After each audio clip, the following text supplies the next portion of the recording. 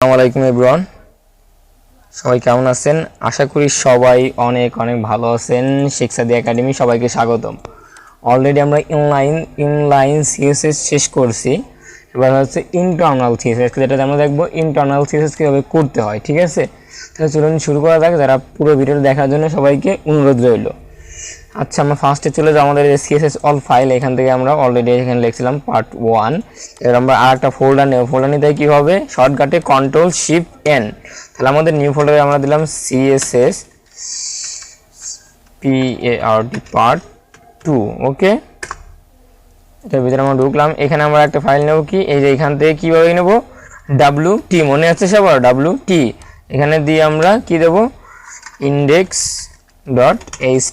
ওকে, আমরা নিয়ে নিলাম। এটা আমরা ওপেন করে নেই, ওপেন উইথ ভিজুয়াল কোড। এই যে নিলাম। এখানে ওপেন করে অলরেডি আমরা একটা কাজ করতে পারি। এখান থেকে আমাদের এইটা আমরা ওপেন করে নেই, এখান থেকে ওপেন উইথ ফায়ারফক্স আমরা ওপেন করে নিলাম। অলরেডি আমাদের এখন কিছুই নাই, ব্ল্যাঙ্ক পেজ। আমরা এখানে চলে গেলাম। এখানে আমরা ফার্স্টে এটা দিয়ে আমরা নিয়ে আসি, ইন্টার দিয়ে আমরা এখানে লিখতে পারি যে আমরা একটা কাজ করি যে আমাদের এইখানে চলে যাব। আমরা কোথায়? এইখান থেকে এটা ওপেন করে নিলাম একটু। এই যে আমরা অলরেডি এটা দেখছিলাম ইনলাইন সিএসএস কালার, এবার হচ্ছে ইন্টারনাল সিএসএস। ঠিক আছে, অ্যান্ড ফন্ট সাইজ আমরা দুটো কভার করবো আজকে। তাহলে আমরা এখানে দিলাম সিএসএস হচ্ছে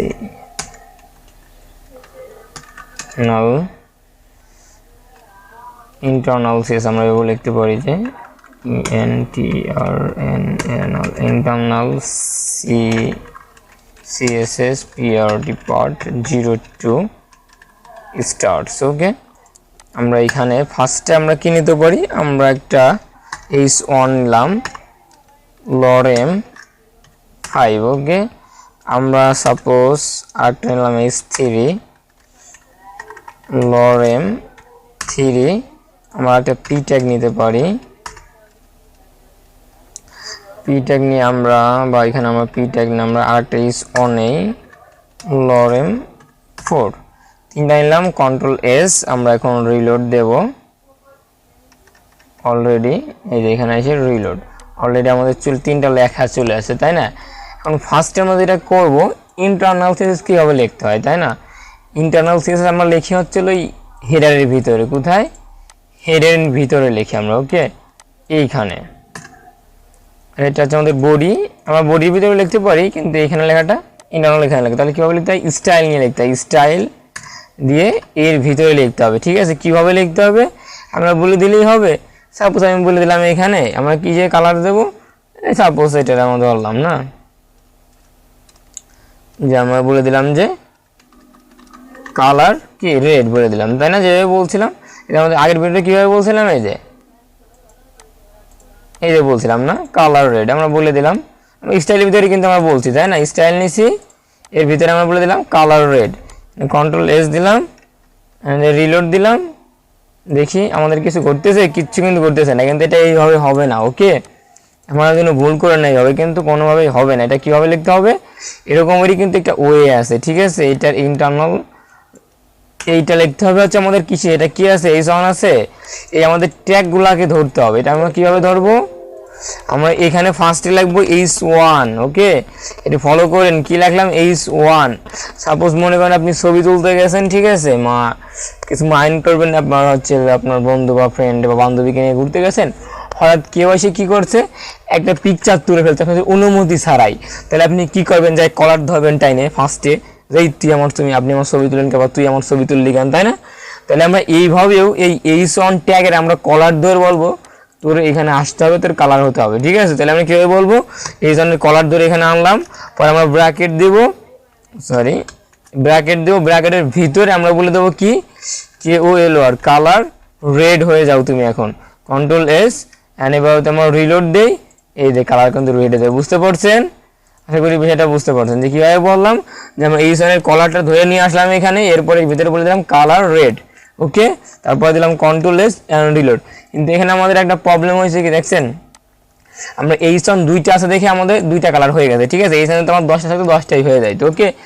এরপর যদি আমরা আরেকটা কাজ করি, এখন মনে করি আমি এখানে পি নিছি, এর মধ্যে আমি আরেকটা পি নেই, ও পি নেই, পি নিলাম লরেম 5, আমরা আরেকটা পি নিলাম লরেম 5, ঠিক আছে। ইন্টার দিলেই লরেম লিখে ইন্টার দিলেই আমরা যে কয় পেয়ার নেবেন সেই কয় ওয়ার্ড লিখতে হবে, ওকে। কন্ট্রোল এস, এখন আমি রিলোড দিলাম, এই যে আবার কিন্তু আমার দুইটা লেখা আছে, তাই না। এখন এই যে দুইটা লেখা আসছে আমার, এখানে আমি এটা যেতে একটা কালার দিতে বা ফন্ট সাইজটা বাড়াবেন, কালার দেবো, ওকে। তাহলে আমরা কীভাবে করতে পারি বলেন তো, কেউ আইডিয়া আছে? হ্যাঁ, আশা করি অনেকে ধরতে পারছেন যে আমাদের এই পিটাকে ধরতে হবে, ব্র্যাকেট দিতে হবে। এরপর আমরা কি বললাম, ইন্টার দিয়ে নিচে নামলাম, এর ভিতরে আমরা এখন বলবো কি KOLOR, কালার বললাম গ্রিন, গ্রিন বলে দিলাম, ওকে। যদি কন্ট্রোল এস দেয়, আমাদের যতগুলো প্যারাগ্রাফ আছে ততগুলাই কি কালার গ্রিন হয়ে যাবে, ওকে। এরপর আমরা যদি এটা একটু বড় করবো, এই সনের মতো করবো, তাই আমরা কি করতে পারি, এই সনের মতো করার জন্য আমরা এইখান থেকে এটা আছে কি প্রপার্টি আছে, ফন্ট সাইজ, ঠিক আছে। পয়েন্ট ফন্ট সাইজ নামে একটা আছে, আমরা ভ্যালু দেবো কি কয় দেবো, আমি দিলাম suppose 25 pixel, okay. Control S, and যদি আমরা রিলোড দেই, এখানে যায় রিলোড, এই যেটা কিন্তু আমাদের এইটার মতো হয়ে গেছে, ওকে।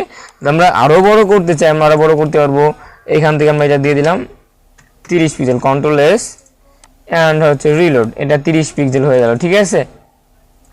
এরপর আমরা এইটাকে যদি বড় করবো চাই H3 কে, তাহলে আমরা কি করব এখানে, তাহলে আমরা এখানে যাই, আমরা লিখবো H3 লিখে ব্র্যাকেট দেবো, এর ভিতরে আমরা লিখে একটা কালার দিয়ে দিই, আগে কালার হচ্ছিল ব্লু দিলাম, আর এর ফন্ট সাইজ ফন্ট এর সাইজ দেবো কত, আমরা সাইজ দিলাম 50 পিক্সেল, ওকে। কন্ট্রোল এস, এবার রিলোড দেই, এটা কিন্তু 50 পিক্সেলে যে হয়ে যাবে। আশা করি বিষয়টা বুঝতে পারছেন, ইন্টারনাল সিএসএস কিভাবে ব্যবহার করতে হয়, ওকে। আমি খুব সহজে, যারা বেসিক তাদের জন্য, ঠিক আছে, যারা পারেন তাদের তারা পারেনি তাদের জন্য এই ভিডিওটা না, ওকে। যারা পারেন না, নতুন যে সিএসএসটা ভালোভাবে শিখতে চান, তারা আমার সেখসাদি একাডেমি ইউটিউব চ্যানেল ফলো করতে পারেন, ওকে।